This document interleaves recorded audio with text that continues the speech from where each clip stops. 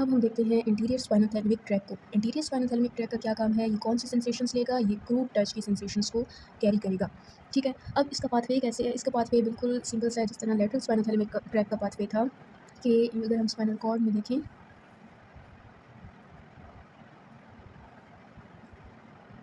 कि ये रिसेप्टर है, लेट्स सपोज यहाँ से सेंसेशंस लेकर आ रहा है फर्स्ट ऑर्डर न्यूरॉन, जिसकी cell body dorsal root ganglion में पड़ी है।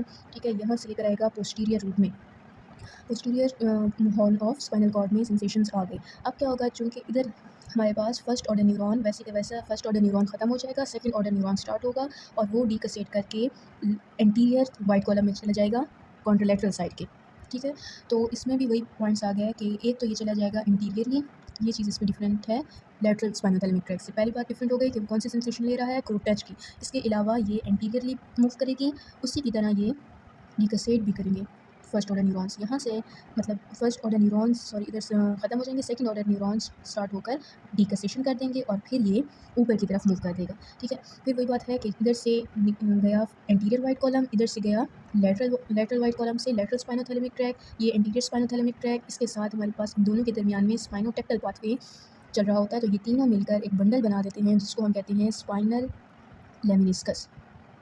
ठीक हो गया, तो ये फिर हमारे पास जाएगा ऊपर मेड्यूला से गुजरता हुआ, medulla pons cerebellum medulla pons midbrain, यहाँ से गुजरता हुआ ये ऊपर जाएगा थैलेमस तक।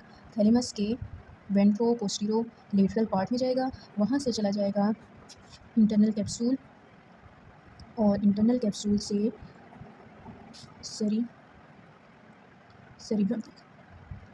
ठीक हो गया, इसमें स्पाइनोसेरिबेलर पाथवे क्या होता है, ऐसा ये भी हमारे पास असेंडिंग ट्रैक है जो कि स्पाइनल कॉर्ड से स्टार्ट होगा और ऊपर सेरिबेलम की तरफ जाएगा। ठीक हो गया, अब इसमें क्या है कि हमारे पास कुछ ऐसी इन्फॉर्मेशन होती है सच एज पोजीशन की और साथ ही लोकोमोशन की, जिसका सेरिबेलम तक पहुंचना ज़रूरी होता है, क्योंकि सेरिबेलम हमारी पोजीशन और मोशन को और बॉडी के बैलेंस को कंट्रोल करता है ना, तो उस इन्फॉर्मेशन को सेरिबेलम तक पहुंचाना ज़रूरी होता है। तो वो जो है इस तरह की इन्फॉर्मेशन स्पाइनोसेरिबेलर पाथवेज में से गुजर कर जाती है। दूसरी बात ये है कि जो हमारे पास लेटरल कॉलम थे, एंटीरियर कॉलम थे, जो स्पाइनोथैलेमिक ट्रैक्स थे, डोर्सल कॉलम ट्रैक थे, वो सेरिब्रम तक जा रहे थे और वो कॉन्ट्रालैटरली इन्फॉर्मेशन को पहुंचा रहे थे, जबकि जो स्पाइनोसेरिबेलर पाथवे है वो इप्सिलेटरली काम करता है। यानी कि बॉडी एक अगर लेफ्ट साइड ऑफ बॉडी से कोई सेंसेस आ रही हैं तो वो sensations left side of cerebellum तक ही जाएंगी, लेफ्ट सेरिबेलर हेमिस्फीयर में जाएंगी और राइट साइड से आने वाली राइट तरफ जाएंगी। अब स्पाइनोसेरिबेलर जो पाथवे है उसमें दो ट्रैक्स आ जाते हैं, एक हमारे पास डॉर्सल और एक वेंट्रल, दोनों पोजिशनिंग और लोकोमोशन की ही सेंसेशंस को कैरी करते हैं। होता क्या है कि ये कौन से रिसेप्टर से सेंसेशंस लेकर आ जाते हैं, पोजिशनिंग और लोकोमोशन की जो रिसेप्शन है वो होती है गोल्जी टेंडन ऑर्गन में। ठीक है, जिस तरह गोल्जी टेंडन ऑर्गन ये जो हमारे मसल्स में प्रेजेंट होंगे। ठीक है, गोल्जी टेंडन ऑर्गन से ये सेंसेशंस लेकर आएंगे। ठीक है, ये है हमारे पास स्पाइनल कॉर्ड सपोज, तो इस वैसे ही इसकी पोस्टीरियर हॉर्न में पोस्टीरियर ग्रे कॉलम में आ जाएंगे। यहाँ आके इसका फर्स्ट ऑर्डर न्यूरॉन टर्मिनेट कर जाएगा और सेकंड ऑर्डर न्यूरॉन स्टार्ट होगा। अब जो सेकंड ऑर्डर न्यूरॉन स्टार्ट होगा वो इप्सिलेटरल ही जाएगा, इसमें कोई डीकसेशन नहीं होगी। और स्पाइनोसेरिबेलर पाथवे जो है डॉर्सल स्पाइनोसेरिबेलर ट्रैक जो है वो डॉर्सली प्रेजेंट होगा। इसी तरह जो वेंट्रल स्पाइनोसेरिबेलर पाथवे होगा वो इसके थोड़ा सा वेंट्रल साइड पे प्रेजेंट होगा। ठीक है, तो डॉर्सली प्रेजेंट है लेटरल वाइट कॉलम में, यहाँ से ये ऊपर की तरफ मूव करना स्टार्ट कर देगा।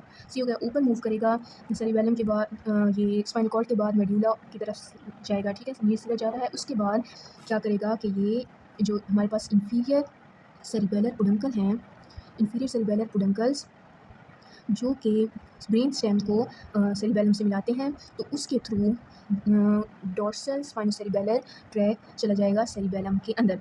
ठीक है, वहाँ तक उसने जाना था, तो इंफीरियर सेरिबेलर पुडंकल्स के थ्रू इप्सिलेटरल ही जाएगा, यानी कि जो लेफ्ट साइड वाली सेंसेशंस हैं वो सीधा लेफ्ट साइड वाले सेरिबेलर हेमिस्फीयर में ही चली जाएंगी। ठीक हो गया, उसके बाद हम अगर वेंट्रल की बात करें तो वेंट्रल इससे थोड़ा सा डिफरेंट है। किस तरह से डिफरेंट है कि यहाँ तक तो सब सेम ही होगा कि सेंसेशंस आएंगी, पोस्टीरियर ग्रे हॉर्न में जाएंगी, वहाँ से लैटरली मूव करेंगी डॉर्सल कॉलम डॉर्सल स्पाइनोसेरिबेलर पाथवे से थोड़ा सा वेंट्रली। ठीक है, और ये अब ऊपर जाने लग जाएगी।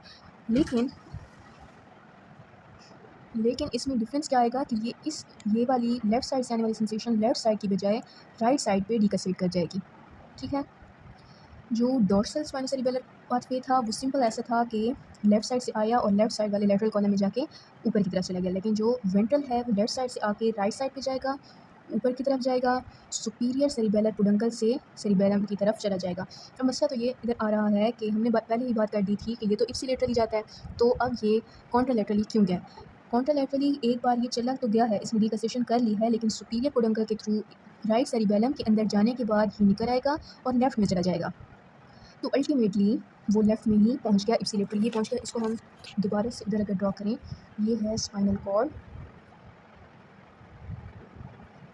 इधर जाके हमारे पास आएगा सेरिबेलम, ये आएगा superior cerebellar peduncle, middle cerebellar peduncle और इंफीरियर सेरिबेलर पेडुंकल। ठीक है।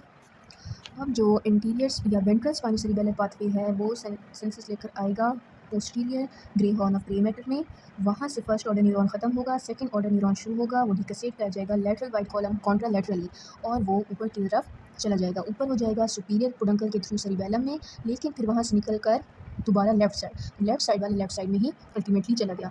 जबकि जो डॉर्सल स्पाइनल सेरिबेलर पाथवे था वो लेफ़्ट साइड से आया था, लेफ़्ट साइड के ही लेटरल वाइट कॉलम में जाके सीधा ऊपर जाके इंफीरियर सेरिबेलर पेडुंकल के थ्रू सेरिबेलम में गया था।